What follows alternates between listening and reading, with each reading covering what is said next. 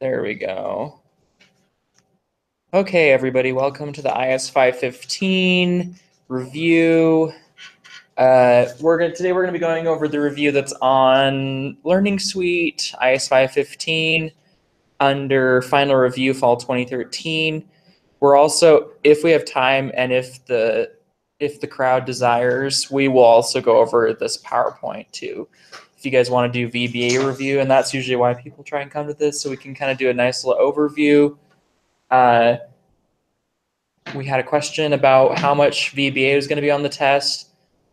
So it's about, I think, 8 or 9%. It's like 8 or 9 points. So like if you struggle, you can skip it, but I would recommend like at least looking at it because you may be able to do one of the problems, but don't waste your time on it if you're like struggling with it, because again, you'll have 3 hours.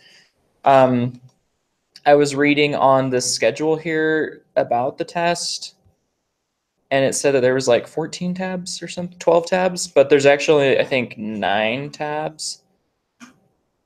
Including the assessment. Okay, so these are the topics on the test: text, VBA, finance, data tables, lookups, miscellaneous calculations, cleaning, mega formulas, summing, and the challenge. Is that extra credit? No. This is 25% of your points. So you do not want to skip the challenge problem. So the challenge problem will be like a one whammy, lots of points. You'll have like a list of tasks of like 12 or 15 or 20 things to do. You get like a point for everything that you do on it. And some of them are easy, some of them are difficult. And it's more comprehensive. So that's like all parts from the whole semester. Any questions about the test? 3-hour time limit. Once you start it, you got to finish it and email it in. And you will get emailed if you fill out the first sheet with your name and your net ID. Please do that because that saves us a lot of time. Okay. So what I will do is I also have the answer sheet open. So if we have any disagreements on the answers, please let me know and we can deal with you after the review. So, okay. So no questions before we get started? Wow, you guys are just A students. That's what, move that. I'm probably blocking the microphone. Okay, so I will also try and zoom in and keep things big. If you can't see what I'm doing, please let me know. Okay, so for the financial formulas, so let me just talk about some strategies for the test. So what I would do, and Skylar can talk about this as well, what I would do is I would open up all of my homeworks, all of my class files for the whole semester, maybe even have a second computer, do it at the library, borrow your spouse's laptop, borrow your mom's laptop, whatever, roommate, so you have an extra computer. And so if one crashes, you're not having issues. You shouldn't have any crashes, but if you're like feeling really worried, do it on a campus computer. You've got your time limits, so just be wary of that. I also like to look through all of my homework files. I click into each sheet, look at all the formulas, so then when I'm on the test and I'm doing a text thing, I'm like, oh my goodness, I did a problem just like this in my homework or in the class file. You actually like have a really quick memory. Like I do it right before you go through the test. So like spend 30 minutes right before you go through all of your stuff. After you've studied and made sure you understand everything, and you're like, oh, okay, I know exactly where that is. It's on this sheet. Because some of those class files have like 15 sheets. And if you spend 10 minutes looking for a 2-point problem, you've really just burned through a lot of very valuable time. Something I would add to that. So test is comprehensive, but heavily weighted towards the second half, right? So that first half, I wouldn't spend a ton of time on it. What I would do is take your exam 1, kind of review that. Because that's should be enough to understand the first half of the class. That way you're not wasting a ton of time going through those. You can focus on the second half, which is the heavier weight. Because yeah, you should, yeah, exactly. Perfect. Okay. So one thing about financial formulas, and I think Dr. Mercervi, he used to mention this in the class, and I'm pretty sure the online is very similar since I attended the class 4 semesters in a row. And so I know the online is very similar, and that on the financial formulas, he always throws something new that you've never seen before, but it'll be like plug and play. You should be able to just like, it'll be like, for example, like, oh, I've never seen XIRR. I don't know I can't remember what he does in class, but you should be able to go like, let me type in XIRR. What's my inputs? The values. Okay. And it looks like we put dates in there. And then another thing, it has a guess. That's optional. I don't know if you notice there's little brackets around. It means optional. That just helps you get better, Excel get a better approximation. So if you think it's going to be a certain number, you can throw something in there. For your sake, just leave it blank. You know, just close it and you hit enter and you'll be like, okay, it's 0.497. You know, don't think anything, don't think twice about it. Don't be like, oh, should have been XIRR times MIRR divided by the Star Spangled Banner, something like that. It's not like that. So it's not meant to trick you. Okay. So what I'll do is I'll start going through this. I'm trying to add a little humor because I used to get a lot more laughs. Yeah, I have like an extra 2 people from the midterm review. I don't know. Nobody ever comes to these anymore. Guess because I recorded it or something like that. Okay. So I'll try and do this as well so you can see the formulas. So, okay. So IRR, similar idea. All we are putting in is the values. We'll put those in. 5%. I'm going to say cool. I don't even know what it means. Looks great. Our finance guy can answer. Internal rate of return. Right. And what's XIRR? Sounds good. Hey, that's putting in Sounds good. 50% or something. Okay. I don't know what that is. So we have another one. Okay. So you are looking to purchase a bond and want to compare the present value you would get on 2 different bonds. Both will have a face value of $1,000 and an annual interest rate of 7%. Bond A will pay $50 twice a year for 10 years, while Bond B will pay $100 at the end of each year for 10 years. What is the present value of the bonds? You don't need to remember like, oh my gosh, PV is present value. He always will give you what financial formula you're going to use. You just need to know how to actually plug it in. And if you're like me, I sometimes don't know. So I'll do PV. And then I like to click on this little FX thing up here, this insert function, just so I can just kind of watch. If I can't remember what these inputs are, I can just click through these and they tell me exactly what they are. And I make less mistakes when I do that. So this first one is the rate. So we have to watch this. So Bond A will pay $50 twice a year. So what do we need to do with our rate here? Finance people. You guys remember? Divided by 2. Since there's going to be 2 dividends a year. So we'll just divide that by 2. How many periods? So we know it's 10, right? So we can click on here. Let's times it by 2 because there's going to be 20 total periods. The payment, each time we are going to receive $50, right? Twice, because that's each payment. And then the future value is going to, or face value or whatever, is going to be this, but I believe you were going to put this in as a negative number. If you get negative positive, Dr. Mercervi is just going to round it. I think he just takes the absolute value. So don't worry if it's negative 208 or positive 208, but that does not seem. You really don't worry about that because flunking class he was. I actually think it's positive. Yeah, it should be positive. Because that means I'm paying. That's interesting. Okay. Anyway, and the type, this one says at the beginning of the period 1, payment at the end of the period 0 or omitted. Twice a year. So, okay, I think we'll just leave that blank for now. Did everyone get 12, 13, 19? Okay. So this one's a little bit different. So let's do present value. Our rate is going to be a little bit different. While Bond B will pay 100 at the end of each year, so it's going to be just a 7%, 10 periods. The payment is going to be $100, face value 1,000. So we can look and see which one's going to cost us more now, and yeah, so you can do that to evaluate that. We're not going to ask you to analyze it. We're not going to ask you to make any financial decisions. You just need to know how to plug and chug. Just make sure that like on that first one, we had to divide the rate by 2 because it's biannual. So just make sure you're aware of that. Because they'll get you. Normally, like the payment, like says you pay $50 twice a year. Because it says twice a year, you don't have to multiply it by, or it's not multiply, divide it by 2 or whatever. Like if it said $100 per year, but we're looking for the biannual, you'd have to divide it by 2. Does that make sense? Better engagement for you that way. I don't know if they'll do that on test, but that's just the intuition. We're not trying to be too tricky. Dr. Maservi is not going to try and throw you for one. He may throw you on one of these like divide by 2.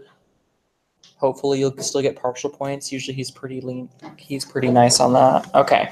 So you just inherited $100,000 from your rich uncle and want to invest it. You can put it in a portfolio that has a 5% annual return.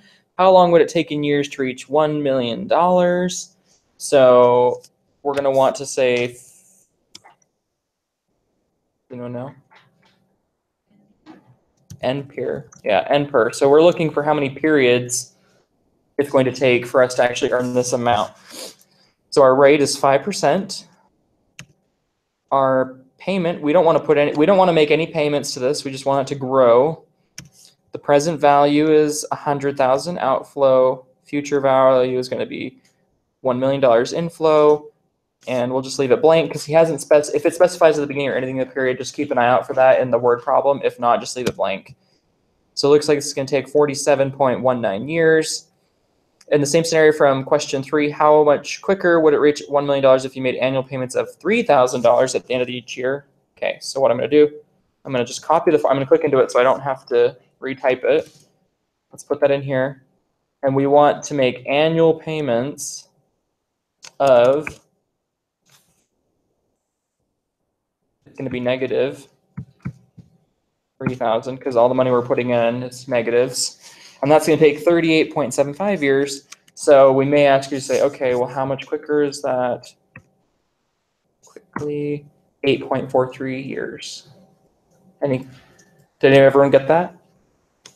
Sweet. Any other questions about financial formulas? Okay. Okay. So the tough part, data tables. So you're going to really want to just keep an eye on what your data tables are doing. Make sure that you can actually verify that your answers are correct in this table, because sometimes they look like they're right, but they're actually wrong. You've put the column in the row in the column, something like that. Chances are tonight I will probably mix those up because I always put it in wrong the first time. But I can check it quickly and quickly change it, so we'll do that. So the nice thing, so we have a data table like this, and it'll say, okay, fill in this data table. And we'll go, okay, so I'm going to highlight this whole thing, and I'm going to go to data, what if analysis, data table, and it says, what are we putting in the row? So if I remember correctly, which I don't, I'm actually doing this wrong already. So first we need to put something in this cell. So we need to put what we're actually trying to solve for this way, because this is actually a two-way table, because we're trying to adjust. Is this a two-way table? Yes. Okay. Sorry. Thanks. No, this is a one-way table. Because all we're doing is changing the interest rate, and we're getting these different answers. So this is a one-way table. So if we wanted to do a two-way table, so say we wanted to say, okay, what if we change like the loan amounts across the top? We'll do that in a second so we can have two examples. Okay. So let's first highlight this. We're going to do what if analysis, data table. The row input cell, so it's actually, I know it goes in the column, which is not very intuitive. So it's basically like what affects these columns, and it's the percentage, and that will be along the side. So we'll just click on this, click OK, and see how this looks right. So you can test this because we see there's 4.5%. So if I look at 4.5, I should be getting these same results here. Okay. So what I'm going to do is I'm going to just copy mine like this, copy paste, and instead we're going to say, we're going to put loan amount up here at the top, loan amount, and we want to do, let's do 26,000, 28,000, whoa, 280,000, 28,000, and 30,000. And then you can highlight this whole section. You'll have to press delete, not backspace. So the idea is, so maybe we want to predict what our payment's going to be with these different percentages and the different loan amounts, so we can see if we can afford it. So we have to put what we're trying to solve in this blue area in this top corner. So we'll put equals this payment right here. Hey, Logan, Yeah. I deleted the Mac. Function backspace. Okay. That was delete for Mac, function backspace for the listeners out there. I know we're live, by the way. We are.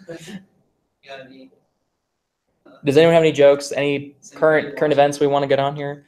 Okay. See if anybody's watching. Maybe. Okay. So anyway, so we're gonna highlight the whole thing again. We're gonna do what if analysis, data table, and this is probably where I'm gonna mess this up. So I'm pretty sure it's kind of backwards. So whatever goes down in this section, we're going to click on that for the row input, and the column input is going to be the loan amount. So if I click on that, see, that's wrong. How do I know that? Because I'm getting the wrong amounts here. Do you see how these amounts are like really weird?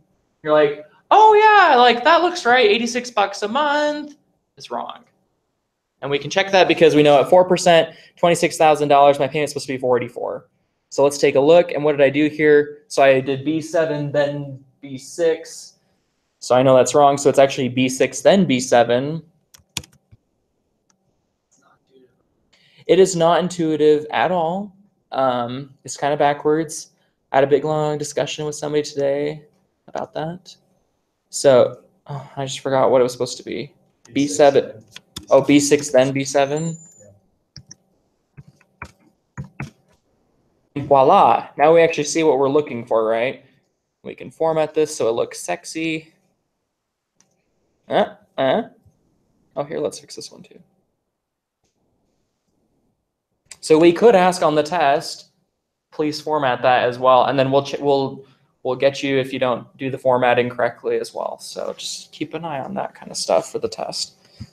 The row in the cell was loan amount, It was supposed to be B6, which is loan amount. the loan amount. So that was the row. So As you go I don't even know how to explain it. So like, here's your row going down the columns. I don't know. There really isn't. I honestly think they should rename it. It doesn't make a lot of sense to me.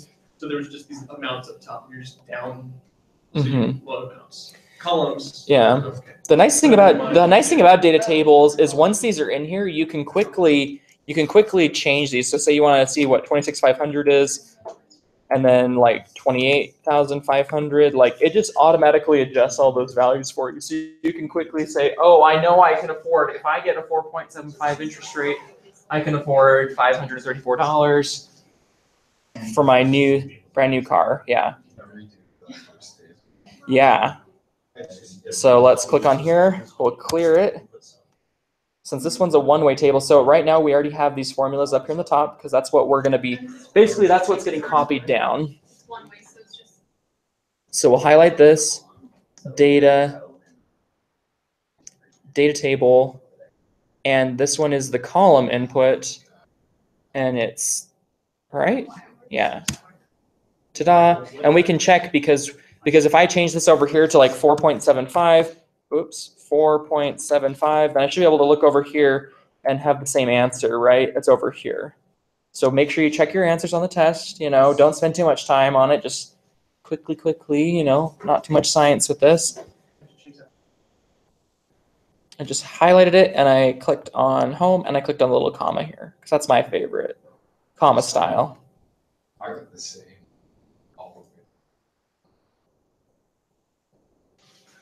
Did you highlight this whole thing like this? And do you have these formulas like this up here on the top? Okay, Skylar, you assist. Okay, we're gonna move on to lookups. Anyone have any questions about data tables? They're nice if you need to like do a bunch of like quick analysis and you can quickly change your inputs and outputs, things like that. Okay.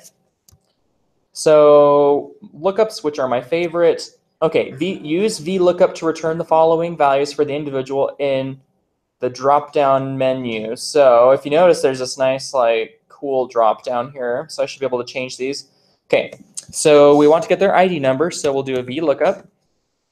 We want to look up the first name Harry, and the Harry has to be in this first column.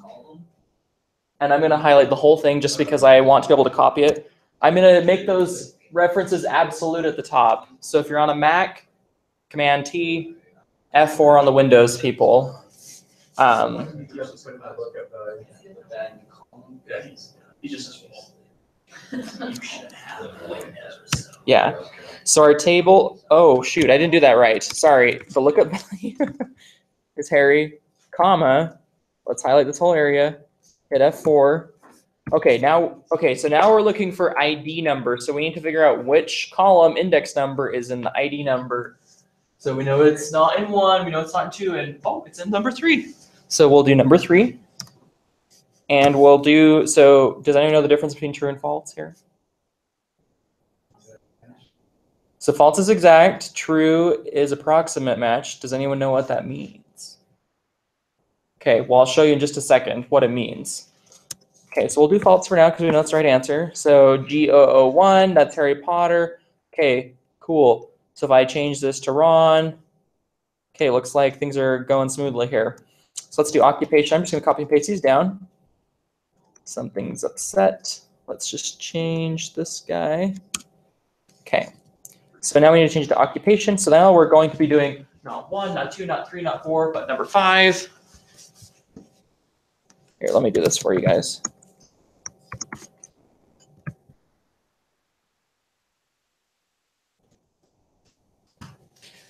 Okay, R. Okay. I'm not a big Harry Potter. Is that how you say that? R?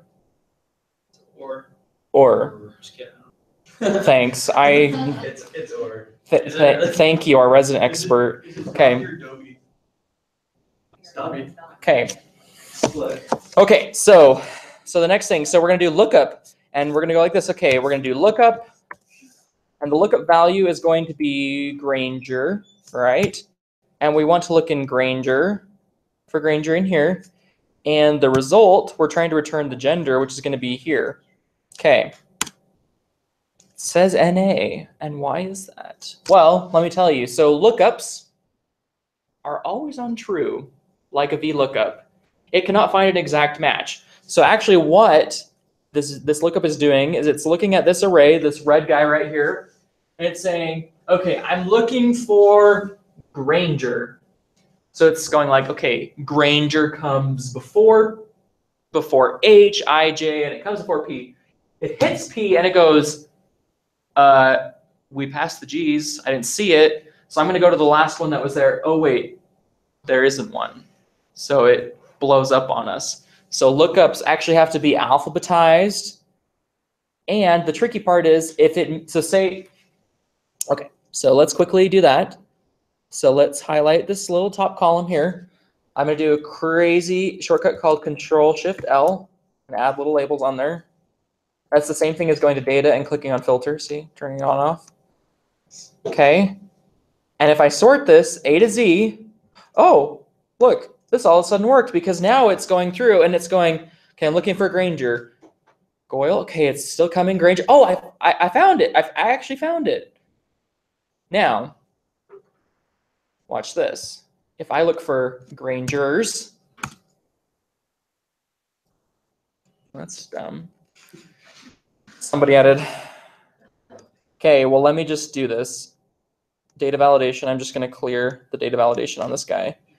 So on Grangers, so if I look for Grangers, F, that's where this kind of like falls apart in my opinion, because Grangers actually doesn't exist on there, but it actually says that it found something using lookup. So you probably won't be using lookup much in your job.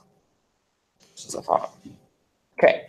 Now we're going to use index or match and index to fill the first name based on the ID number. So we're looking for first name. So I'm going to do index, and I always like to just highlight the whole thing. And we're going to match because we're trying to find out what row number we're actually trying to return. Okay. Make sure you lock the index table. Right. That's a good idea. So if you have to copy it down, we'll want to make sure that's absoluted. Command T. Yes, Command T. I don't even know. I don't even use Excel on a Mac, but Command T to do what? you have to highlight the cells. You can highlight them or right after you do it. Well, now you know. Some of the functions are actually the same.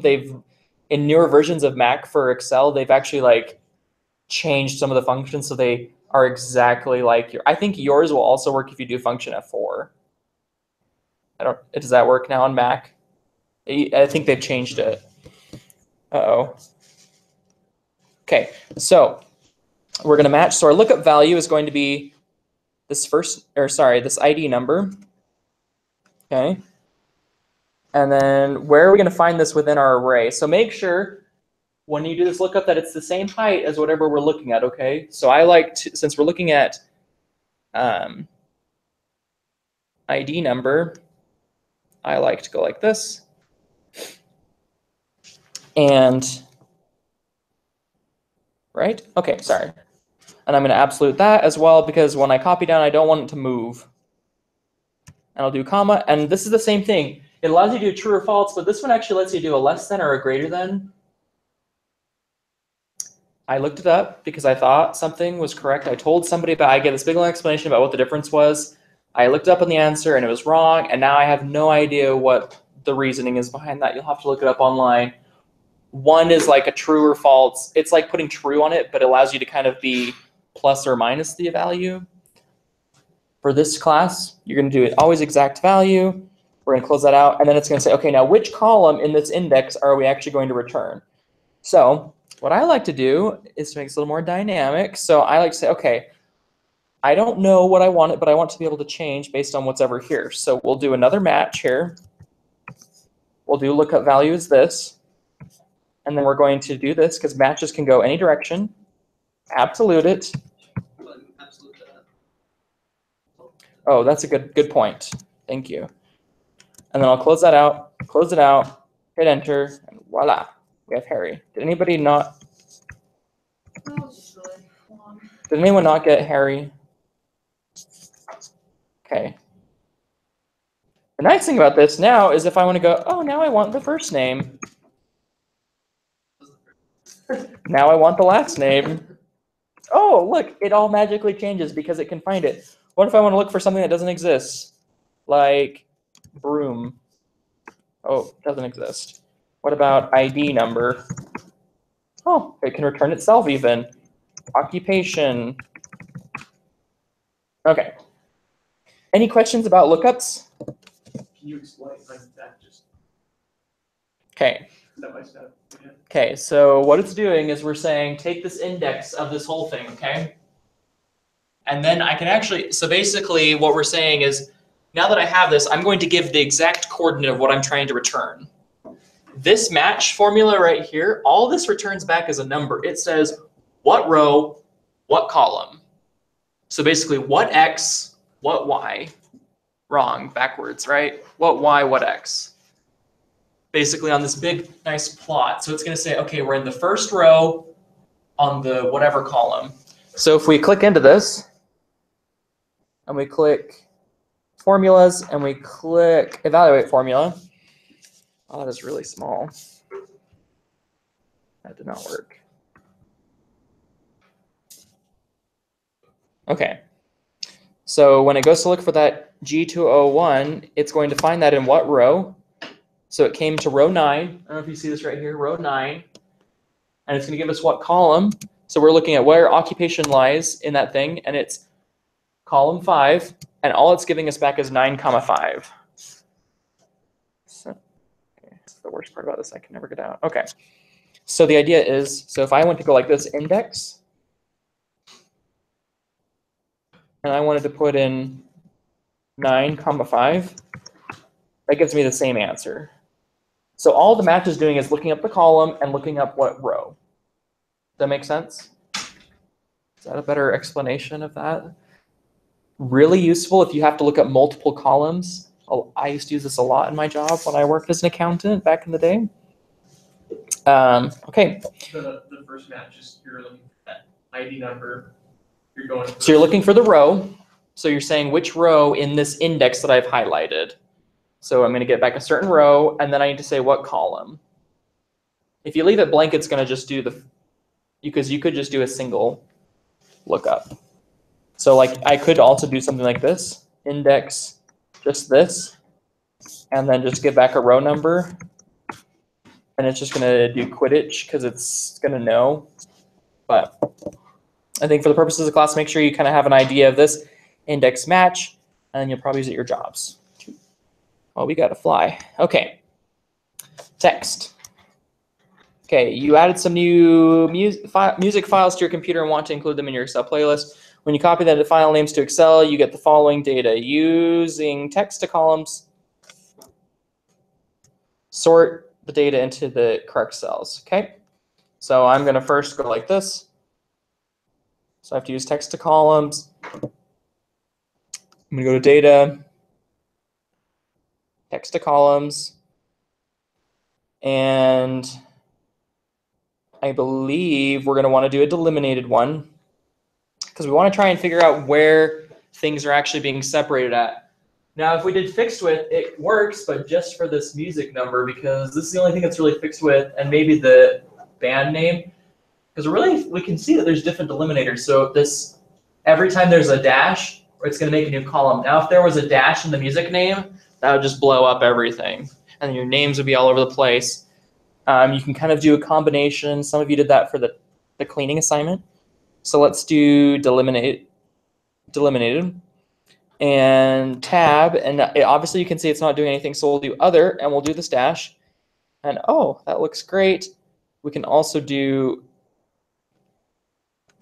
can I do it? Oh, right, sorry, that's what I want to do. We'll hit next.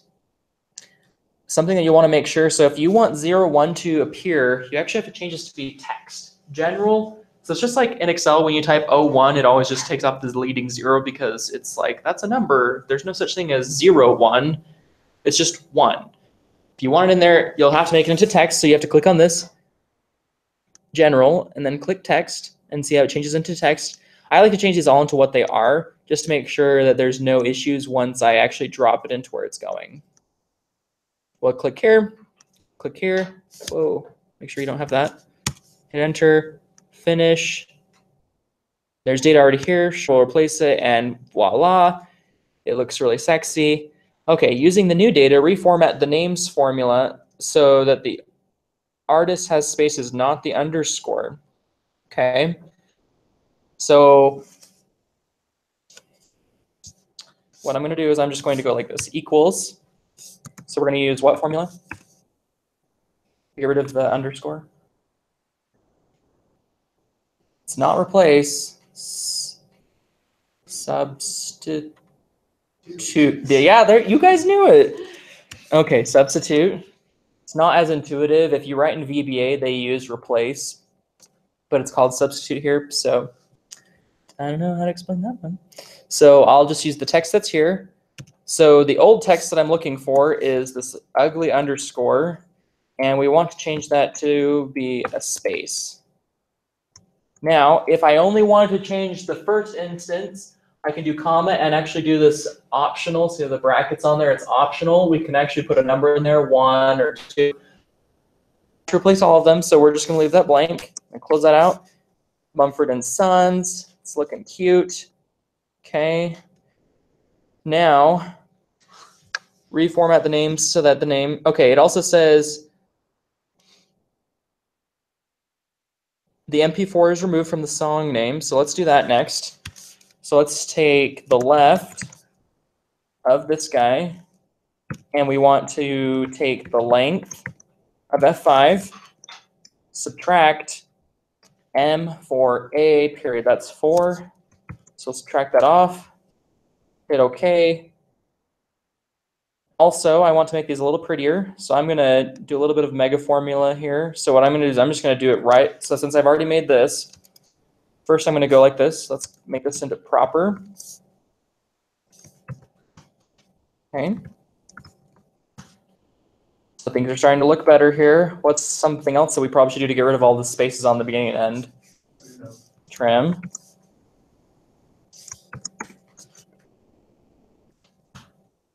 Okay, that's looking really sexy. Okay, we need to do the same thing here. Sorry, what does proper mean one more time? Proper, what it does, it just takes the first letter and capitalizes it and makes sure everything else is lowercase. So every time there's a space, the next thing's capital. You can also do lower or up. I believe it's called lower. Yeah, it's called lower or upper, and that just makes everything lowercase or everything uppercase. Or proper is kind of like a intermediate. So we want to do the same thing here. So let's do proper. Okay, and let's do trim. Okay, because everybody's looking nice like this formula text, so we can see what's going on here.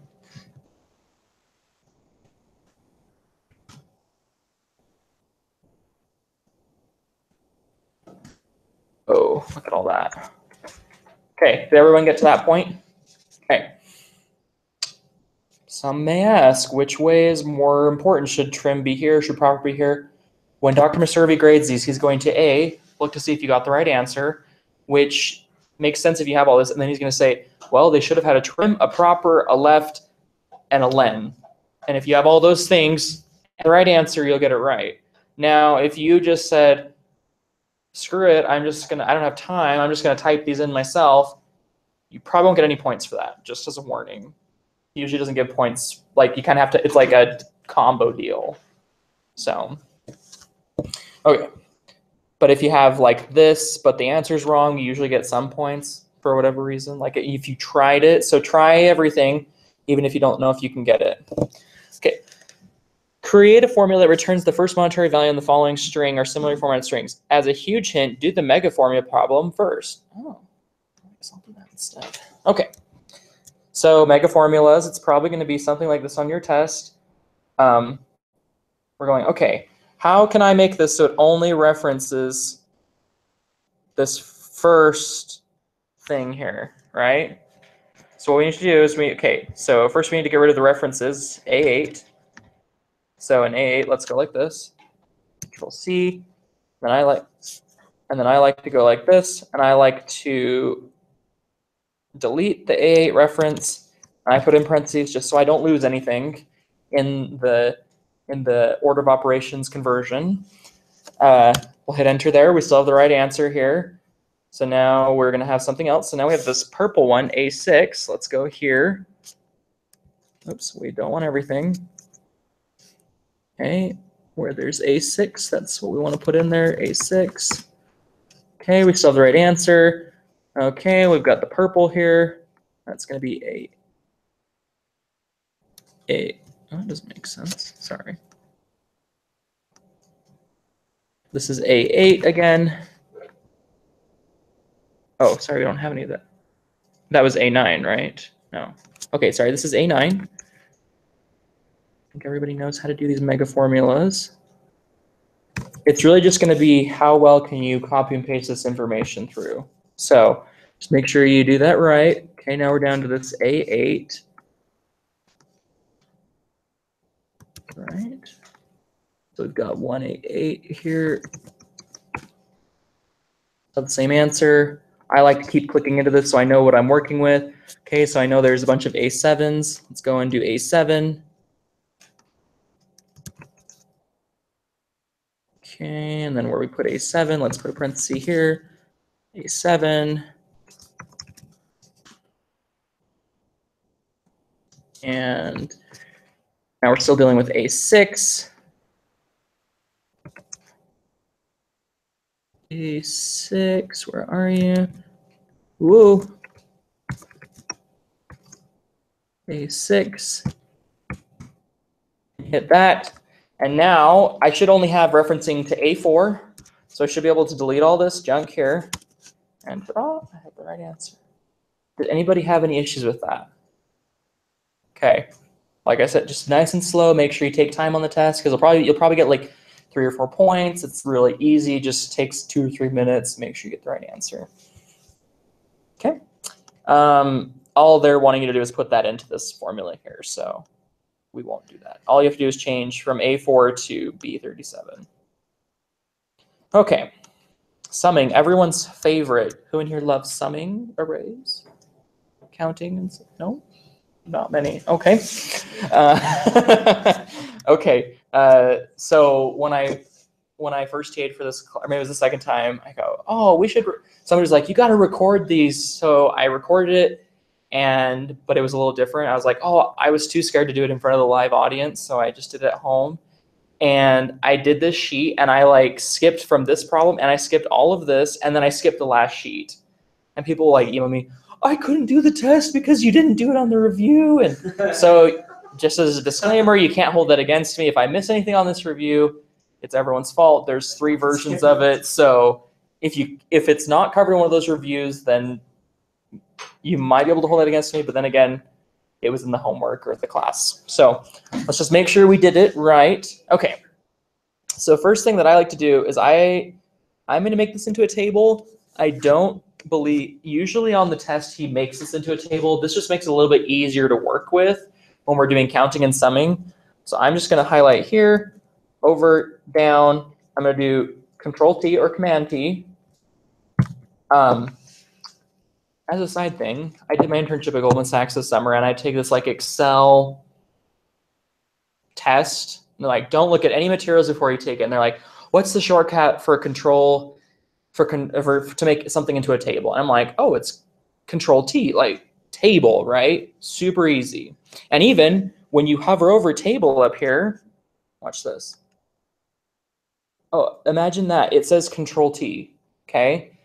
So they have like A, B, C, like A through G, and they're like, tell me what shortcut it is. And all of them had Alt H7, F165, like it was like this huge long like thing. And I was like, I have no idea, like not a clue. Just to let you know, I ended up in the intermediate class at Goldman Sachs, and I was junior in Excel there, just because I didn't know the shortcuts that were just, yeah. So they wanted me to go like this. So I don't know if you noticed, when you push Alt, there's all these letters up here. So they're like, oh, you should have done Alt N T. I'm like, but that, like, why can't I just do Control-T? That's less keys and more sense. Okay. Did you? I didn't.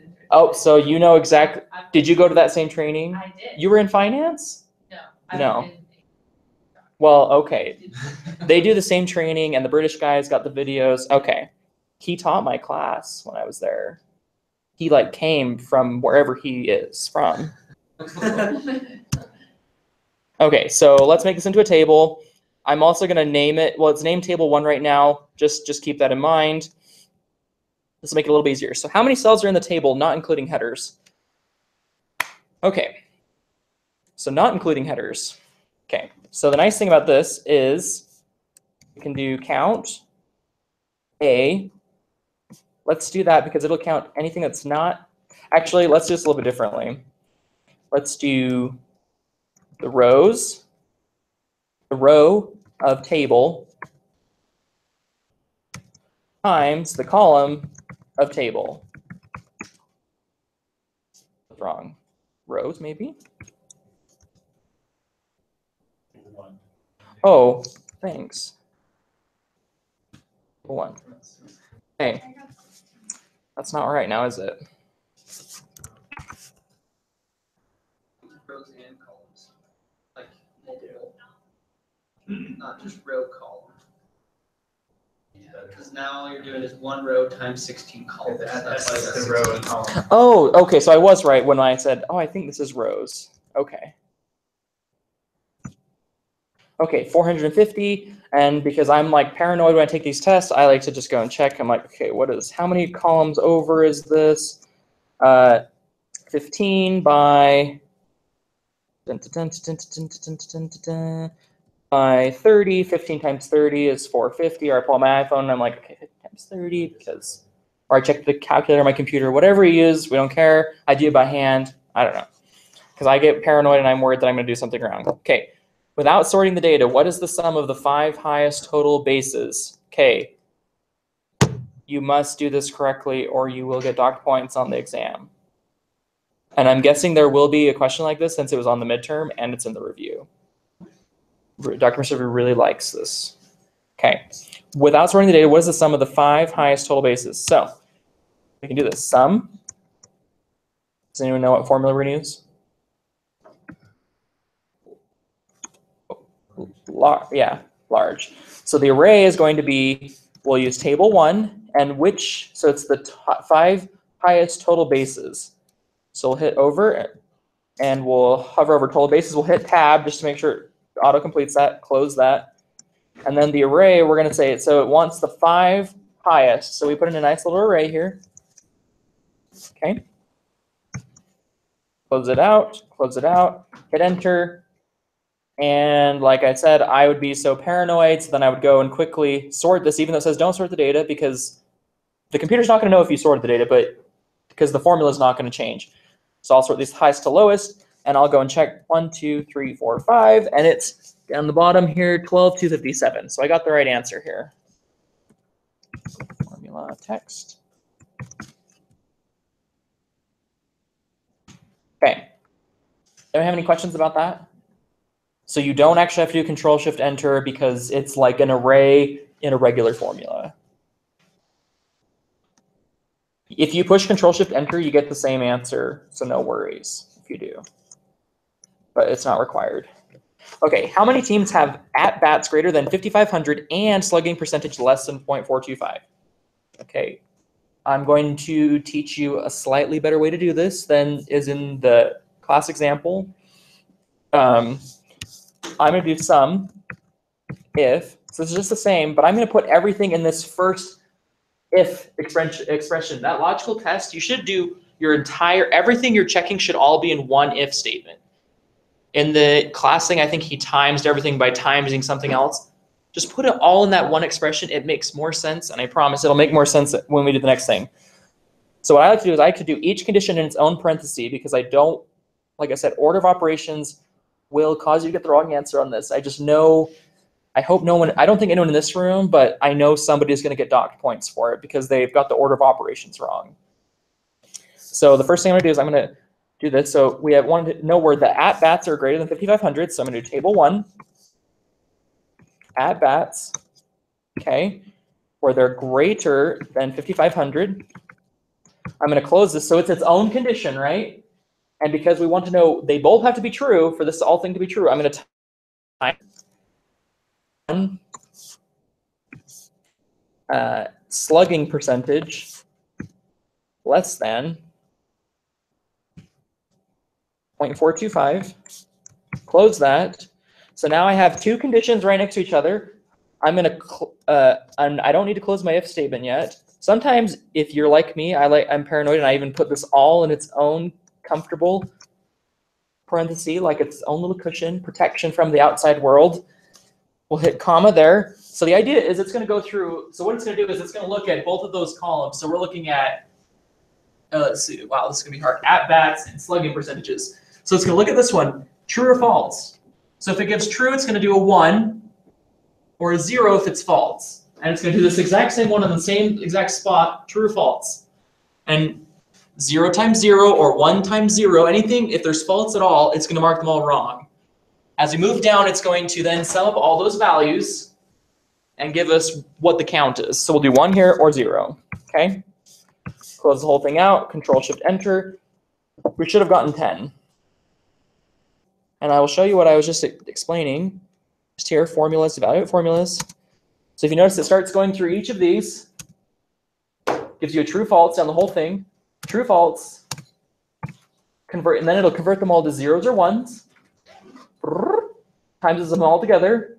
That's the sum. And now it's going to sum up all of these, and there should be 10 of those. And voila, you get 10. Okay.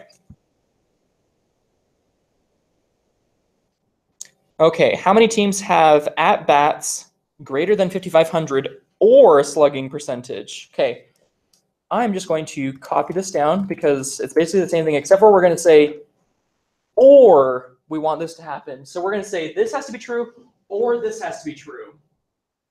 So what some people do is they break this up into two formulas, and somebody showed me this today, and on the homework you did that, and you should have gotten it marked wrong.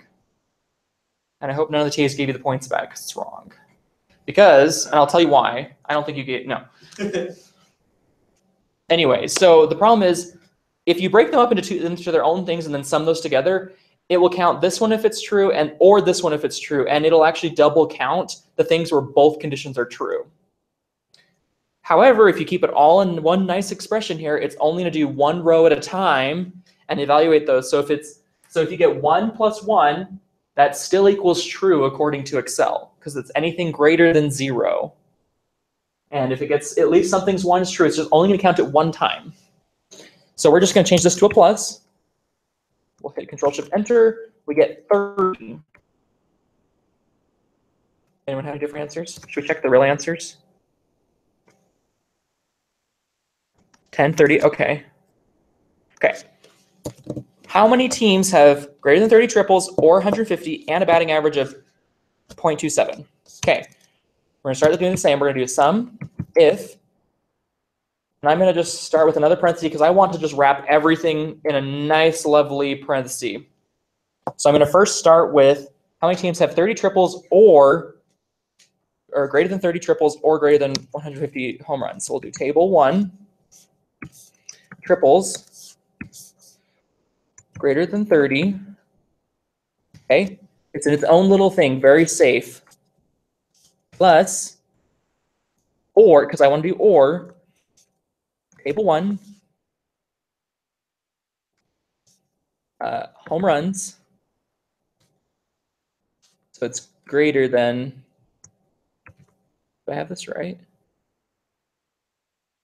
How many teams? Oh. Right, greater than 150. Okay, now I need to say this. So it has to have one of these conditions and this last condition. So I'm going to go again and I'm going to cushion all of this whole entire thing, its own little thing, just because I don't want to have an order of operations issue. I'm so terrified of it. And I'm going to times all of it, so it's going to evaluate all of this, one of these, so it has to be one true or false down this whole thing, and one of these. Table 1, batting average, this 0.27. Oh, greater than 0.27. We'll close that. We're going to close our other. Oh, I think we made a mistake here. There's supposed to be one less there. Value of true, comma, 1, 0.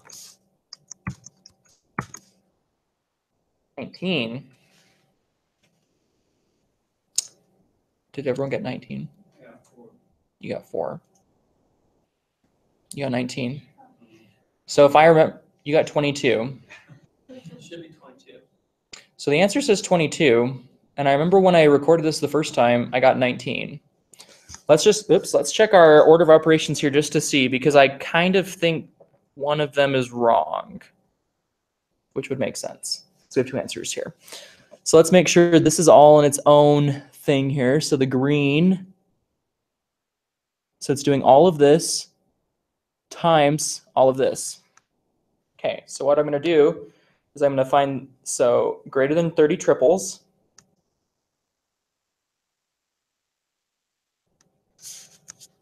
We'll do this the manual way. Greater than 30. So what do you think the right answer is? Is the answer 22? I'm not sure if that's the right answer. I think, well, that's That's what the key says, but I think the key's wrong on this one problem. So your formula, are you taking the first two functions, the triplets, 30, and the home runs, in parentheses together? And then should they all be 3 separate ones? So actually, whatever operations, the last 2 should multiply together. And then the first. Oh, That's how you interpret. that's a good question. So what I interpret this as, it's 30 or 150 and a batting Or it average. could be this or the home runs and the batting average. So that's tricky. So my suggestion is on the test, it will be very, very explicit. Was written by some TA like in Yeah. 2013 before all, like, I was on my mission. I don't know who wrote this. So, That would make sense. so that's probably why I'm like, I don't know why. That's a good point. I never even picked up on that. So 19 or 22, depending on how you've typed this in. So Yeah, on the test, it won't be that. on the test, it'll be like these two and also this. So like for me right here, if I would say this would, so the way I did it, 19 would be and also,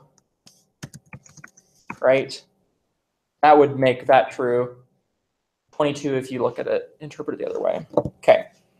Create a frequency analysis for at-bats on the table to the side. Oh, did you have any? Yeah. Okay, None of my phones work, so. that's all good. That's why Skylar's here. Okay. Frequency. So I like to use the count ifs personally. You can also use a sum if array. Unless it specifically says you need to use an array, use whatever you're most comfortable with. So what I'm going to do is I'm going to do a count ifs. So count ifs. So the criteria range 1 is going to be, this is at bats. So we're going to do table 1 at bats. Okay. And the criteria 1. Now this is weird. This is why count ifs is like so bizarre. You can't actually like put greater than or less than in there. You have to concatenate them together. I don't remember if you went over this in class. Super bizarre. This is the only way it works. And maybe my new Excel, they always fix things that were broken for years. So what we're going to do is we're actually going to go like this. So we want to say where it's greater than or equal to ampersand this guy. That's the criteria. Okay. And then range 2 is also going to be table 1 at bats. Okay. And then this one we're going to do same idea.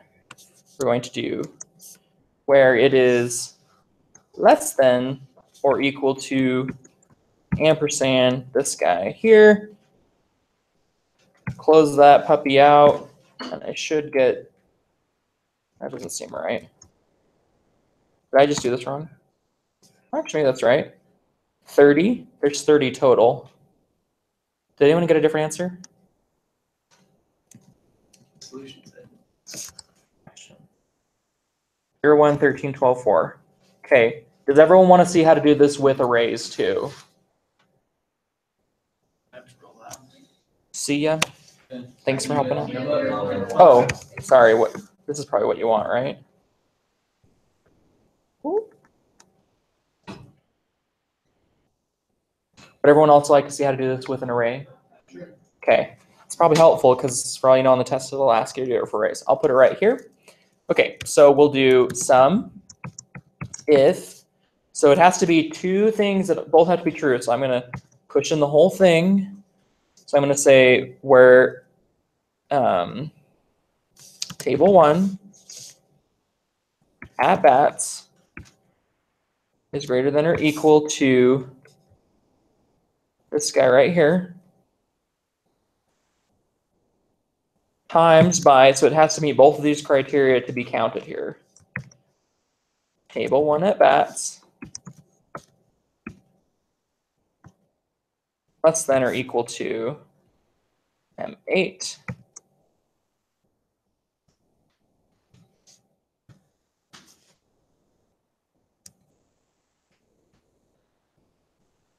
Oh.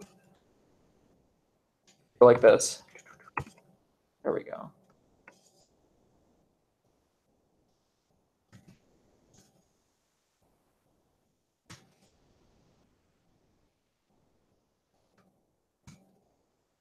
Wow, that's just a beautiful formula. I don't know what you guys think. Let's try this. Oh. Nope. Okay. Okay, did everyone get those? So was everyone able to do it both ways? So on the test, just do whatever is more intuitive, unless it's like you must use an array. Okay. Sir. Scroll over. Yeah, sure. And if you want, I can even email this out tonight. Good with everybody? Okay. I like to put the like formula text out everywhere so I can see the formula without actually having to click into it. Makes the like when you're on the test, you're like, oh, I just need to know what formula they used, and it's a lot quicker to check. Okay, are we ready to move on? I know we're a little over what we promised, but I think this is good. I think we're getting some of the questions out that people are going to want to know. Okay, any other questions about summing or counting? So that one if statement, it's a lot cleaner than like pulling one out. I think Dr. Meservey, the way he does it, he does the or conditions in that if statement, and he'll times the whole thing by a true false thing. I don't know why you don't just put it all in one, because then like it's all part of that if statement. It makes a little more sense to me. Because I also remember reviewing it and being like, I don't even know what this thing is saying. So personal preference, do as you wish. Quick question. Yeah. How do you cancel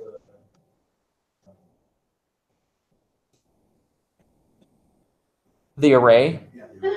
How do you cancel it? How do you change it? So if you want to change it, you should be able to just click into it. And if I hit enter, it now becomes a non-array, and then there's an issue. So I have to make sure I hit Control-Shift-Enter to reinitialize the array. For some reason, when I copied it down, it just copied the same formula. So Oh, so you like highlighted the whole thing like this? yeah. So you can't do that because we want it to change as you move down. What that is a single cell array, and it's applying that same formula to every cell. So what you actually have to do, so what I did is I did it in this first one, and then you go like this, Control-C, and then you actually have to click here. Now I can't change it. So you'll have to highlight the whole thing. You may actually have to delete what you just did. Or try and copy and paste it out first, the formula, you know? So like first get into one of them and get the formula, Control-C, and then you can go like this, hit apostrophe, hit control, oh my gosh, what's wrong? Copy it down after you pick it, right? Because it's only the one, because we want the inputs to be dynamic. We want to be able to copy down, right? Does that make sense? Yeah. If I do this, well, let's try this. So if I were to do this, like what he did,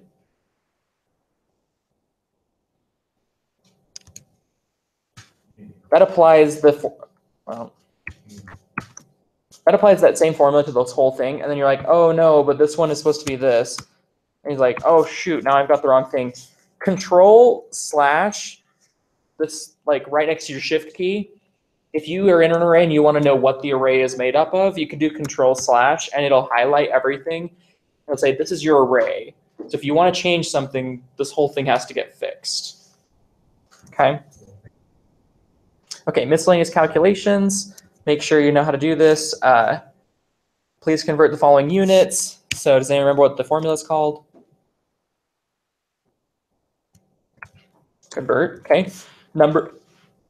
So we'll select the number, and then I would not go off like MI. You want to make sure that you actually select what it is here, because sometimes they don't quite copy correctly. So I would just make sure you hover over it. So select it with your arrow key, hit tab so it does MI, so it's right. And we want to convert this, I think, to, I didn't even notice, kilometers, right? We're about to find. I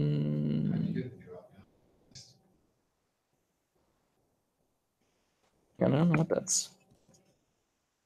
It should pop up when you get into like do A4 comma. Did you get a drop down? Oh, so then you have to go on good faith and type in the unit. So what I would do, because I'm paranoid, I would open up online and say, Google, what is 22 miles to kilometers, and just make sure I got the same answer. Sound good to everyone? That's my recommendation. We should try this. Let's see if this works. Everyone get that? 35.604? So theoretically, okay, see these like cubed ones, they never work out well. So let's see what they are. So yards cubic. There's so many, which is kind of annoying. Anyone found yards cubic yet? Oh, here it is. YD caret key 3 for the non-Windows folks. To, I'm guessing it's going to be FT caret 3. Okay, we got an answer there. This one's cups to tablespoons. Cup. I saw a cup on here. Dun-dun-dun. I like to just cycle through these. Cup to tablespoon.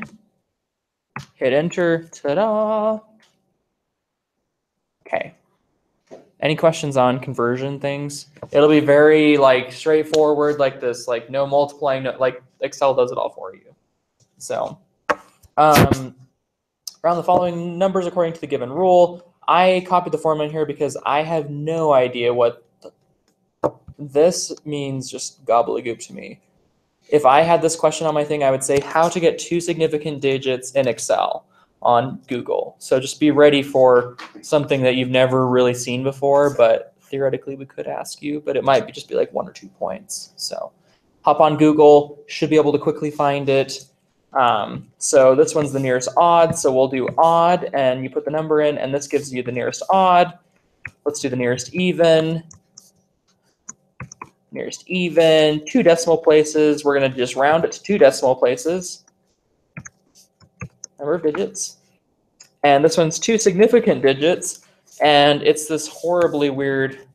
So we're going to round, we're going to do F11. We're going to do 1 minus the integer of the log 10 of ABS of F11. Don't even ask. I have no idea. And that does to 2 significant digits, which apparently still stats majors. Does that mean anything to you? 2 significant digits? They use it more from in like chemistry here. Oh, chemistry majors? No? Okay. None of this class has anything to do with it. Awesome. Cool. Okay. So that completes the thing. So what we're going to do now is we're going to start going through VBA. So if you want to stay, you're welcome. If you want to bail, that's cool. I think most people will want to stick around, right? Because this is what a lot of people are like, I'm so worried about the VBA. It's not going to be as bad as you think. I hope. Like I said, when I took the test, I was getting married. I remember like thinking the VBA was like the hardest thing I'd ever seen in my life. And I couldn't finish it. I had to like leave the test, and I was like, well, I can't even do that. And I think I lost like 8 points on VBA just because I just didn't do it. I was preoccupied. So any of you who are getting married, I'm so sorry. Well, not as, anyway, just because it's a stressful time. Are you saying 10 points? Yeah, this will be worth 8 to 9 points of your grade out of 100. VBA is 8 to 9 points. I want to, so because you guys are being good, oops. Look, I even made this so tricky. Okay, it's worth 8 points. I looked. You're welcome. 8 points out of 8 out of 100. Okay, so we're gonna make, okay, so there's probably gonna be something just like this, where it's just gonna be like, record a macro, super easy points, make sure you at least look. But we do something that's really, it's kind of mean, maybe. We put the VBA tab first, I think. So everyone gets on there and they're like, I don't know what's going on. And they spend an hour working on VBA on 8 points, and they like can't do any, they like only have 2 hours to do the rest of their exam. So like if you're worried that that's gonna be you, just like skip it. Because if it's gonna take time, or see if there's a recording one, that's usually some easy points. Okay, create a macro that does the following to any cell: makes the font bold, makes the fill light green, makes the font size Times New Roman. Assign the following shortcut. Okay, so we're gonna click. Does anyone not have the developer shortcut tab up here at the top? Anyone? Everyone should have it. You don't have it. Do you want it? You don't have it? Okay. I'm back. Okay, we'll go to, you're on the Mac side, Mhm. Command, comma. And you should have like a toolbar option. Toolbar. Click the box for developer. But also you should have this recording option down at the bottom. That's what I'm going to use because I think it's a lot easier to use.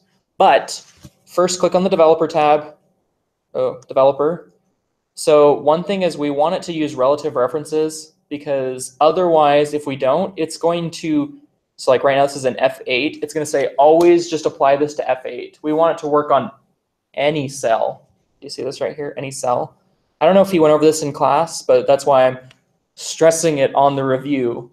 Relative references. So you click relative references and then you click record macro, okay? Is there? There's a record macro. No relative references. I have macros, record macro. So maybe you don't have the most updated version of the Mac for Excel. Oh, they recently updated.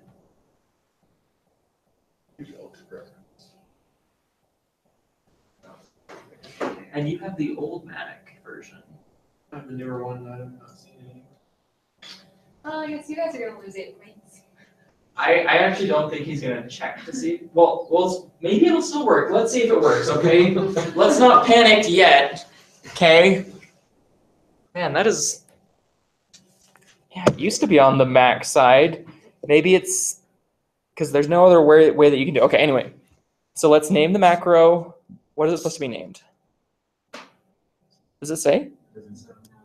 Okay, let's just call it, usually he'll say like call it something because he'll run it on his tester. So we'll just call it example. But it has to work with the lowercase h. So notice if I do shift H, it will actually add a shift in there. So make sure you do the correct capital or lowercase, because if you don't, you'll get like a 0 and he'll say you didn't have your macro, because that's what the grader will think. So we'll do Control H. Sometimes what I know some people is they'll like copy this in here. Don't worry about the description. We're not going to look at it. Let's hit OK. So what are we going to do? So we want to make the font bold of the cell that we're in. Whoops. Let's click on Home. Bold makes the fill light green. Makes the font size 16 times New Roman. And then since I'm done recording, let's hit stop. Okay. I want to test this. So now I should be able to go into this cell, do Control H, and I should get the same thing. Did that work for our fellow Macites? So, times New Roman. 16.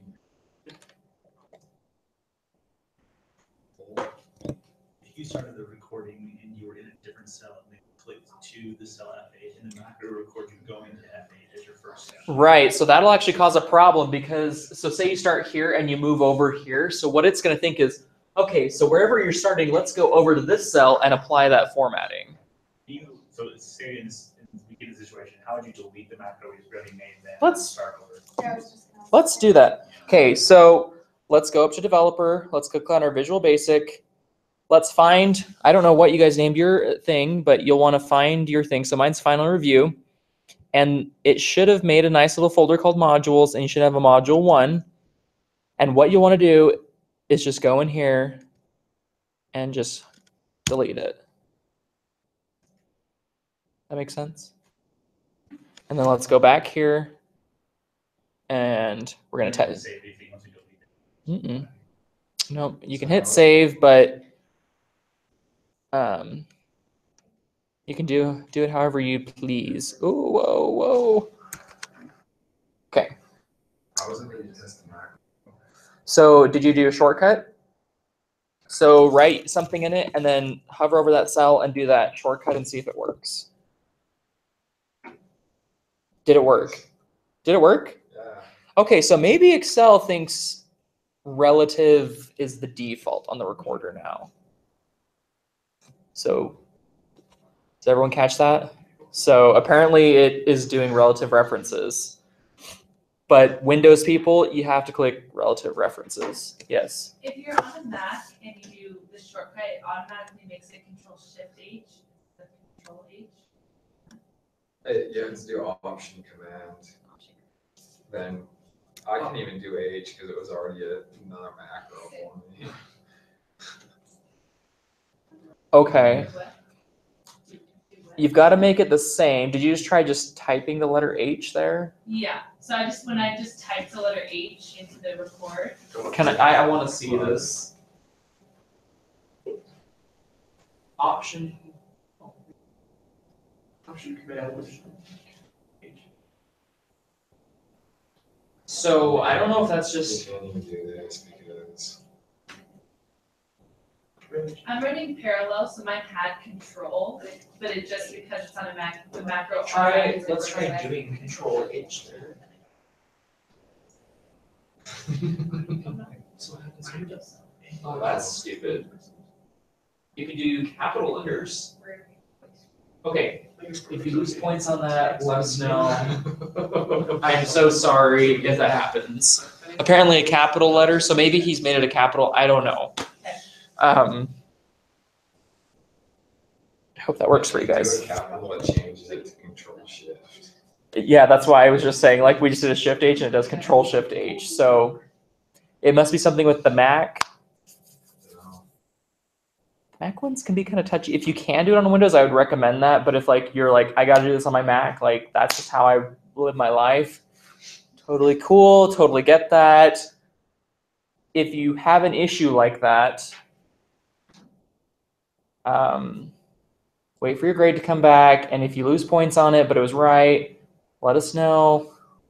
Because you should be the minority, I'm hoping, for the like using the Mac and had an issue. For all I know, he did a capital letter, so you like won't even have that issue.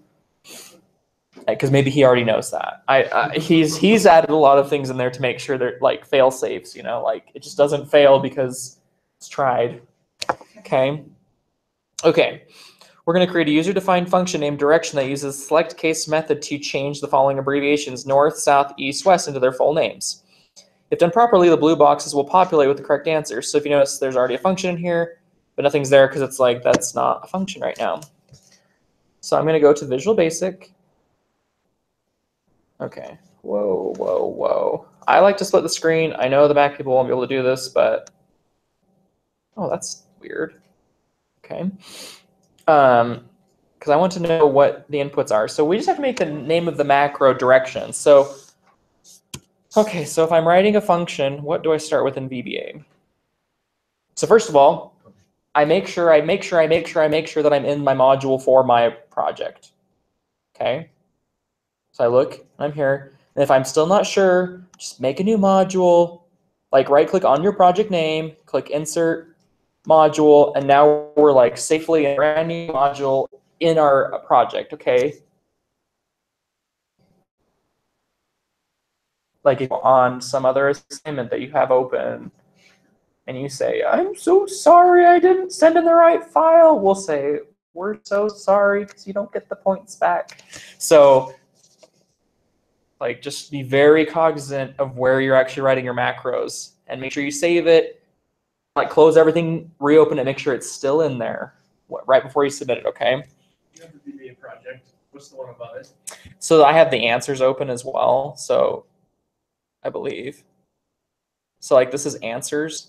So New fall, that should be the name of your document. yeah, so yours will be like 2017 final or something like that, right? Or whatever you name it. Name it something so like you're like Logan's IS 515 finals. So like you don't mix it up with anything else, okay? Don't put it, you can write formulas in here. Do not.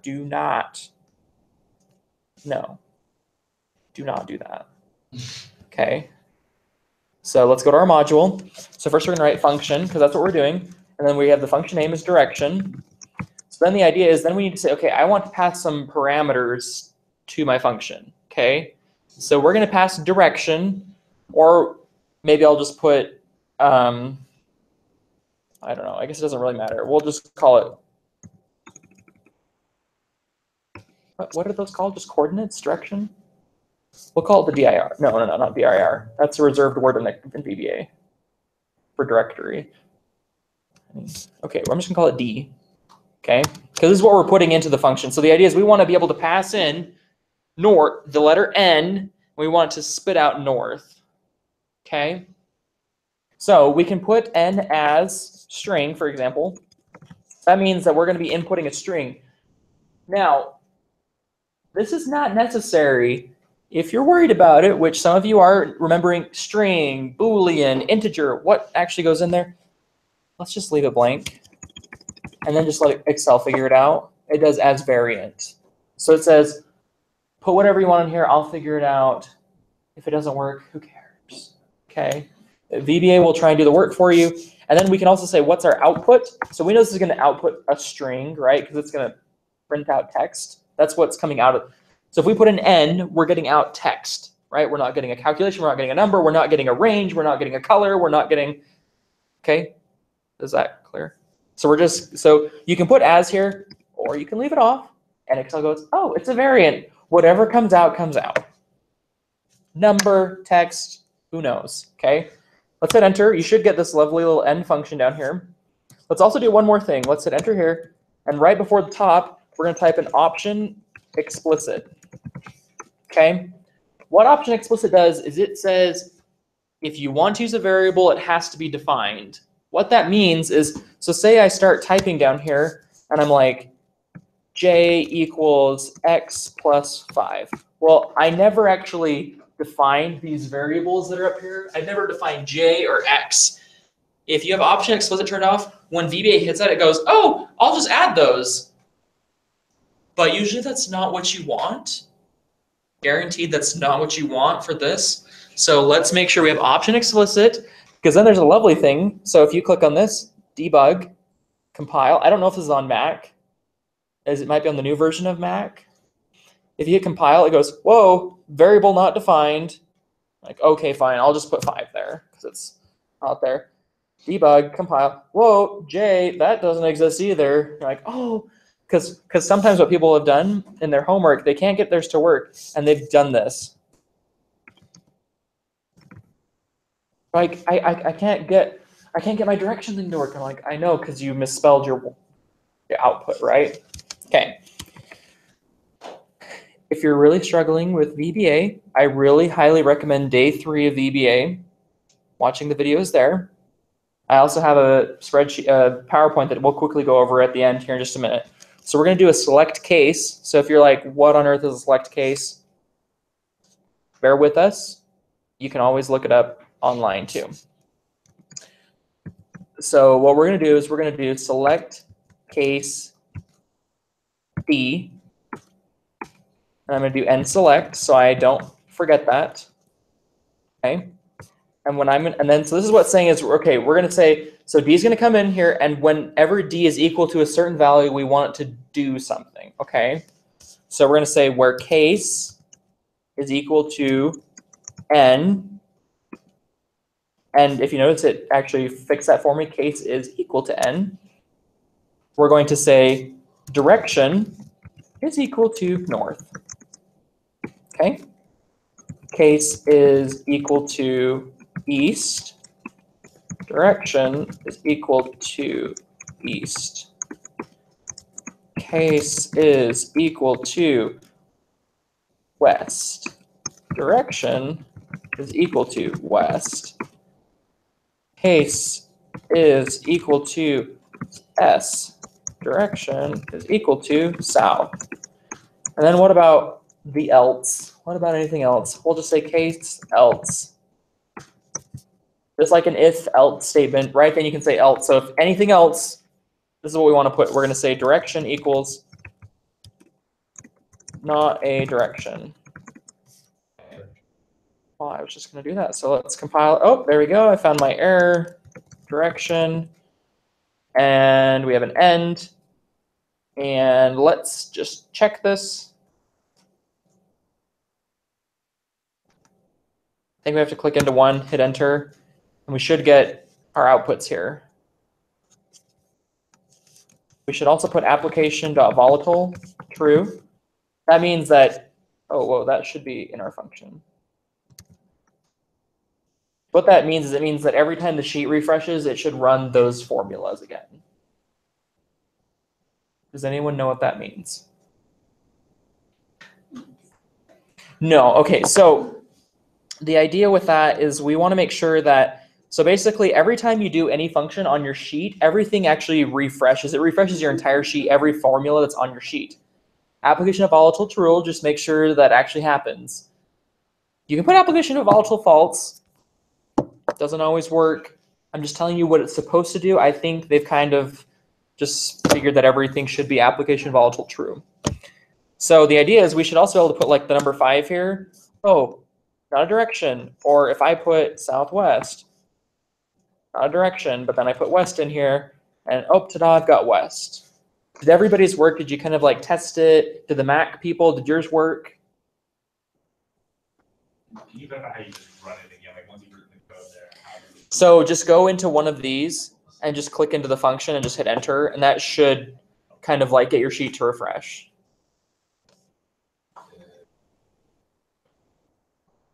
Because if you hit the play button. So this is a function, so it actually doesn't really play. That really only works for sub procedures, because subs kind of have like a start and an end. A function is just like, if you call it, it's an input to get an output, only if you actually use it, right? And so it doesn't really output anything unless you're actually running it. And the only way to actually get it to run is to run it from the spreadsheet. Or you can use it in a function, you can actually, or sorry, in a sub procedure, you can actually use your own functions to calculate things as well. Okay, any questions? There are multiple ways. I'm just going to write this in. You have to use the case. Yeah, it shouldn't say, it will probably be like, just make this work. So you could do like if else statements, like if that's easier for you, more comfortable. I like select case, it's a lot cleaner. So let me show you guys on Learning Suite.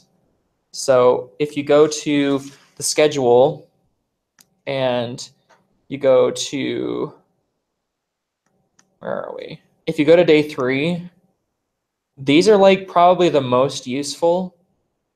Like if you just need to learn, like watch some examples, that'd be great.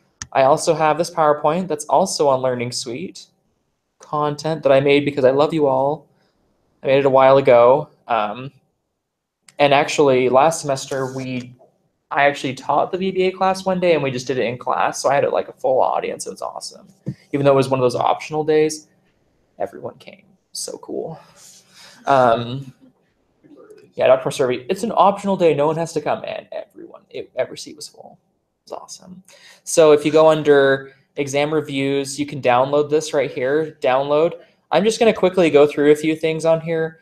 This is gonna be kind of like a crash course, like understand VBA. Is anyone? Oh, okay. This will probably help you. You can watch the video and even work along with the problems. I wrote some other problems and I'm like, I think these go over some more of the concepts. Like, this is what you need to know. This should help you like do well on the exam. Minus the recording. The recording is pretty simple because it's just like follow the instructions. That should be very straightforward. Don't lose those points. Okay. So, well, we'll just click through a few of these. So, when it comes to data analysis, I excel. Should have majored in Excel, right? That's sometimes what I used to think, but it's totally just up to you. Okay, so these are the basics. So I'm just gonna give you guys like 20 minutes, like crash course VBA. And there's even examples and stuff that you can work through on your own, but we just don't have enough time today. Okay, so the basics. So every function is passed parameters. So the idea is, like I was saying, is it's an input-output type of thing. So we're inputting something where we want an output. Functions give you something back. If they don't give you something back, they're not really a function, okay? Because like that's not what functions do. So sometimes they have parameters and sometimes they don't. So in Excel, oh, you can't see I wonder. This is interesting. Wow, That's cool. Okay, so if you notice up here, so now you remember that. So basically, it doesn't pass anything because it says, okay, give me back the current time. That's just something that it does. We don't have to give it anything. But if we do sum, we want to sum A1 to A5. We're putting in these numbers, and it's going to output the sum. Okay, input, output, input, output. Okay. Sub procedures have inputs and outputs. True or false? Could be true. Sorry, that was a trick question. You guys, so in this class, you're only writing functions, okay? Except for if there's a record macro. That's the only thing that we're doing. So we want to put in input. We're going to have our parameters, right? So we're going to have parameter 1, parameter 2, parameter 3, etc. That's going to be our inputs, and we want it to output something. The output is equal to the function name. So in our VBA, so say we have this function name right here, right? This is our new function, and we want it to be equal to something down here. We have to say function name is equal to some calculation. Maybe I've added all these things together, or times them together, or divided, added some text, blah, blah, blah. Like whatever it has you do, that's going to be your input output. One other thing, you must save your workbook as an XLSM or XLAM file, or macros will not save. If you save it as a macro-free workbook, you will not get any points for VBA on your exam. I can guarantee that. That has not happened yet, because we send you one that is already, when you download it, it's already an XLSM file. So unless you do something bad, which there's always one person, right? Something bad really happens on their exam. Just save it as an XLSM file. Please do not change that, okay? And make sure it says .xlsm file on the file type. And your functions are stored in modules. I cannot stress that enough, right? So we have here, we have these different things. We want them in the modules, not under sheets. We'll get 0 points if we put under sheets. One of those sheets, there's this nice canvas there that you can type stuff in, and it looks like it works on your workbook. You will not get points because it's not a good spot to put those. What it does is it actually means that those functions only work on those sheets that you actually put them on. So it's really not good, because say you want to go to another sheet and you want to use that function. Well, it doesn't work there anymore, okay? Okay, what is a data type? Does anyone know? Okay. Okay, so a data type in Excel and any other programming language, a data type is, you basically are saying, I want to store a specific spot in memory for a variable, okay? So it could be similar to a number format, because we're going to say, okay, for example, data types could be an integer. That's a whole number, right? And there's actually a range on that, so you kind of have to watch that, but it's like 2,475,000 negative to positive, that number. You can look those up online. You won't need to know that for this course. That's just extra gee whiz information. We have byte, that's 0 or 1, Boolean, true, false. And so it's saying, so basically, so if I declare something as a Boolean variable, it's like, so say I say is male, for example, for me. And I would put is male, and it's going to save in my memory, in my computer somewhere. We don't know where, it's just in there somewhere. It's going to save this little piece and say is male. And I'm going to say true or false. So it saves this little spot for it, little teeny spot. And depending on what type of data type it is, it can be dynamic. So some things take up more space than others. A range, things like variant. So like what I was saying, so we can use variant. And this is like when you're going to assign, mix different data types, or you aren't sure, you want Excel to do the hard work. So 10 years ago, that was a problem, right? Because everybody had these old slow computers. You had Pentium 3 processors. Everyone remembers Windows 98, right? Dial-up AOL. Who had AOL here? Okay. You've got mail, right? Okay, we all have been there. We all had the old computer, right? It took like 20 minutes to boot up our computer. That was when you probably wanted to worry more about that, because it really affects your speed. Our fancy laptops that we all have here, variant all the way. Like, we don't care. It's not going to slow our program down. If it's a humongous program, you probably want to start thinking about that, because it can affect your efficiency. When we declare variables, so this is basically saying I want to create this spot in memory in VBA. we dim the variable name as whatever it is. And the nice thing is you should get the dropdown. I think on the newer version of Mac, if you have the new version downloaded, it actually has this dropdown for you now. Did yours have dropdown? Cool. Okay. Because that's the reason why we used to say don't do it on your Mac, because it's like coding blind. Because like it looked like just the canvas and you click run, and if it ran, yay. If it didn't, it was like, oh dear, now we got to like figure it out what we did wrong. So again, here we have our function name, we put our parameters. You can put the as data type, or if we leave it off, what kind of data type is it? Variant. What kind of data type are we going to do on our exam?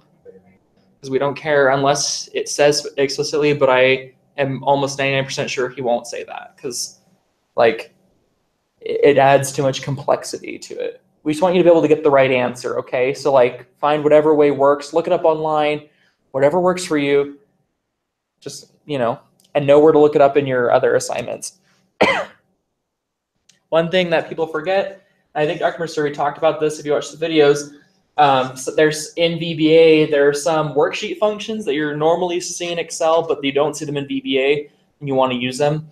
So you do, this is just for your information, application.worksheet function dot, and you should get a list of all these things that are actually available in Excel, but different in VBA. The same goes for some VBA functions are all the same. You can do VBA dot, but you don't have to do it because you're actually in VBA. Len, left, right, mid. I think we did that for one of the assignment for your assignment. You should have been familiar with that. You know, trimming off the last comma. I hope most of you did that assignment. If not, you know, now's a great time to do that. This is going to be just like, I'm just going to show you some code, and I want you guys to ask questions if you have any questions. So we're going to write our first function on the board here, and we're going to say, okay, our function is going to be called new function. We have input 1 and input 2. I put as variant on the end there. Do I need that? No. Right? So I don't need that. I can just like cross that off because Excel's just going to figure it out for us. So all I really need is just this right here. This end function down here. I added this.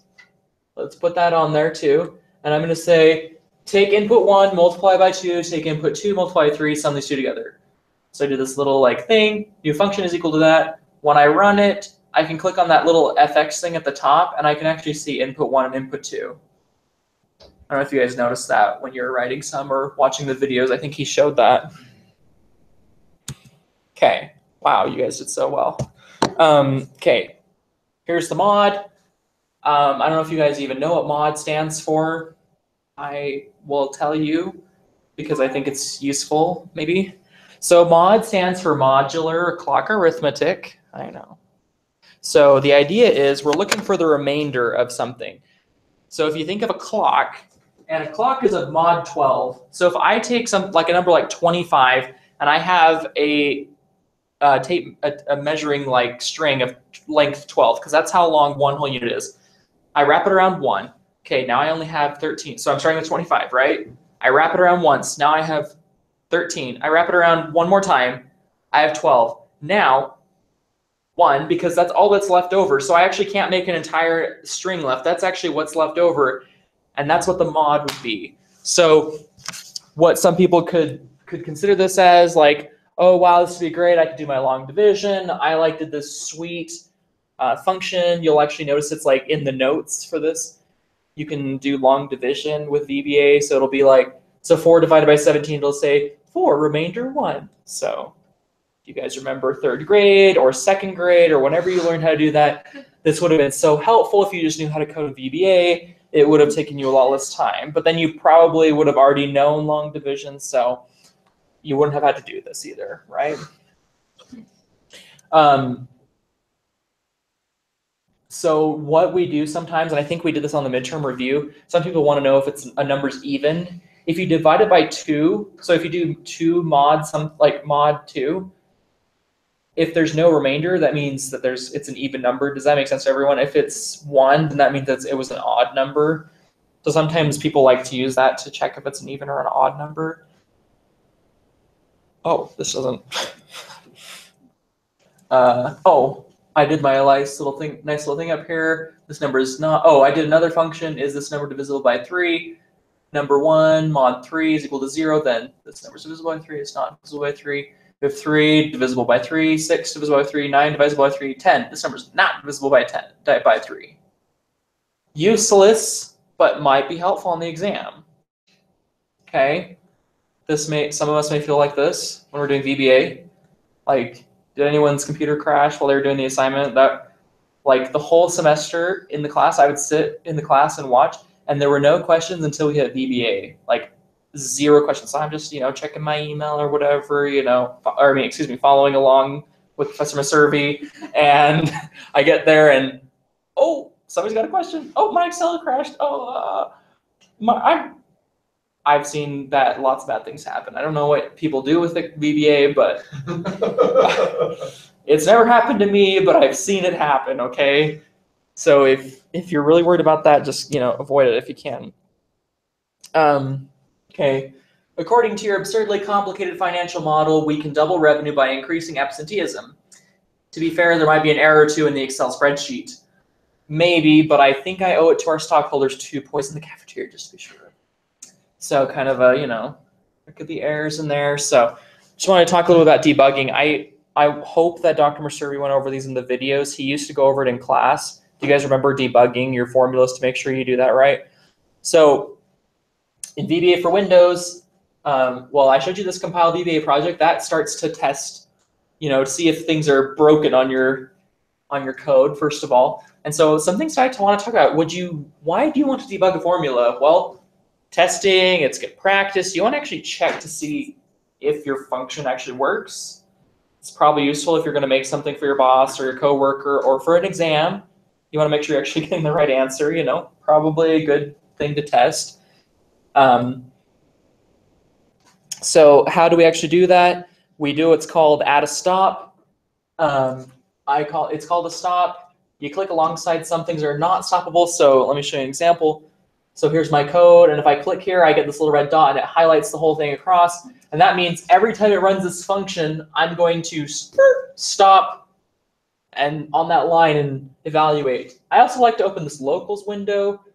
The new VBA has brought back the locals window. It's really nice to see at this line of code, at this very moment, what are these variables equal to? So for example, we're passing in the number 6 right here, right? So we have 6 goes in up here, and we're saying if number 1 mod 3 is equal to 0, then, okay, we know we're right here. So we have 6, and when I hit F8, it goes to the next line, and it says, okay, now this function divisible is actually going to be equal to this text right here. So if we had more time, we'd get to watch this work. It's really cool. Does anyone have any questions about mod or debugging or how to get a function to debug in Excel? You guys know you have to head a, so like for example, let me show you. Ooh.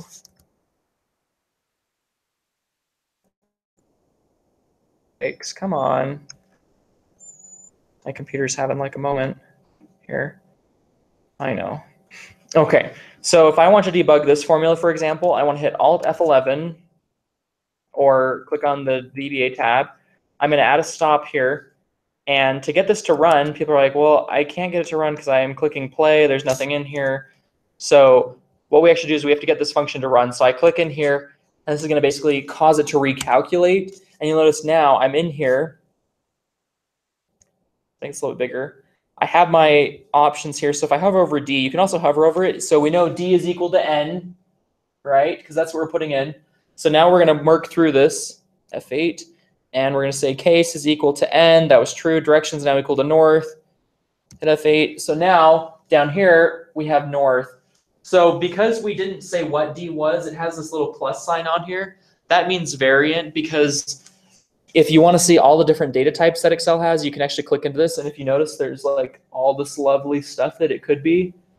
And Excel is like, well, whatever works, we'll use that. So, and if you notice, it will actually tell you right here that we're doing, it's a variant, object, or a range. It doesn't, like, it's saying it's one of these. We know this one's output is a variant or a string because it has a string right now, but it could turn into something else. Okay. Okay. Dun, dun, dun. Nope. Oh dear. Okay. If then else, you can watch those videos if you have any more questions on these. There's a pretty good, I have a pretty good example here basically to debug. There's a great example, this next thing. So this is probably how some of you feel. I love Microsoft Excel because it makes people cry. Some people get really stressed out about Excel. Hopefully from this class, you'll feel like, yeah, I can do that. Like it's tough. I know there's a way, or it's so tough. I never want to do this again. I'm hoping we're on the prior, like, yeah, I like Excel. I now have some tools that I can use. I can actually do some cool stuff. I can impress my boss. I can become the Excel guru at my office. It's really important. I have a nice little example here. If you want, you can take some time. I also go through a few other examples. There's another function called inString, which could be useful. Just want to make sure I don't have any other content in here because all of it's here. Here's a nice little thing. For the past 3 weeks, I've been opening the same unfinished Excel spreadsheet every time you walk by. So I don't know if anybody's been in that situation, but you know, oh, I'm still working on that project, you know, because I don't know how to do it or I don't want to do it. You guys should have done a loop in the homework. If you want, you can watch. There's a nice little thing on here. If anybody had opened this, they could have done that assignment. It has all the answers here. You would have just like plugged in what you wanted. And you want to get rid of that comma at the end? Well, it's in the code here. Right. So right here, here's that same problem, but with a semicolon. So all you'd have to do is change that to a comma, and here's that. And then right here, I just take off that last one, slice off. So I totally forgot I had this in here. I should have been like, you should look at the PowerPoint on slide 22, and maybe there's an answer there. Okay. I think we covered all of these things. And then there's also some other neat functions that I have saved in the notes section of here. If you want to use them, just make sure I have some comments, and you know how it's like just that apostrophe. For whatever reason, when it copies, it does like an apostrophe this way, and it makes all of your code red. Just erase it and put a new comma in for whatever reason. So I finished my projects. What's next? Make a spreadsheet and track something. Track what? I think you'll find that it doesn't matter. So everybody's got a useless spreadsheet at their office. And did you see any errors in the spreadsheet I put together? Only 3. What are they? Your data, your format, and your formulas. So hopefully that's not the case on your finals. And I hope you all do really well. And I think you guys will because you came to this review. I hopefully you're feeling a little more prepared, or you're like, yeah, I'm just gonna destroy that final 12:01 a.m. Saturday morning. I'm gonna be up. My baby's crying or whatever, and I am gonna do that. Yeah. Sorry. No, don't need my final review, whatever. Yeah. So the last assignment had some issues rated correctly for whatever reason. And that I was one that didn't get rated, but I had resubmitted a bunch of times. Okay. It's something I'm doing differently. Check online. So Check I'm on. for the final. Oh, for the final. I'm hoping it's not the same issue. We may just have you submit it on Learning Suite like we did with the assignment. It's a little bit easier for us because Dr. Maservi finally figured out what the issue was this morning. They were all going to the spam folder because they're macro spreadsheets. And it's the first time that's ever happened. So the automatic grader was downloading everything in Inbox, but it was like, oh, I don't see anything in here. And so he finally got all of them to come through. So I actually have like 7 submissions from some people because like some people just sent it, and they downloaded it on Learning Suite, and then we downloaded them from Learning Suite. So I have like 12 copies of the same file, and Dr. Maservi got to grade every single one of those. So you should have a grade on Learning Suite if you submitted it. If you did not and you want to take a drop, that's cool. But yeah, if you have any other questions, you can come down and ask me. Other than that, I think you guys are going to be, I'm excited for you. I'm really excited for you guys. It shouldn't be too difficult. Like, I mean, it'll be tough, but like, it's one of those that like, it's not going to be like, holy crap, I had no idea how to do that. You should have everything open book, not open neighbor. Google, like, look for it in the assignments. Usually everything's covered in the assignments. It just may not be in the exact same way. Yeah. Okay. Any other questions? No? Do you guys want me to send out my file? Is that helpful? Okay. I can send out this. I'll send it to everyone and they'll be like, why are you? Oh, and I'm sorry for spamming everyone the other day. That was a Learning Suite issue. Hit send. I'm like, gosh, it's not doing anything. Send. Like, it won't even close the box. Send. I think I sent it 12 times.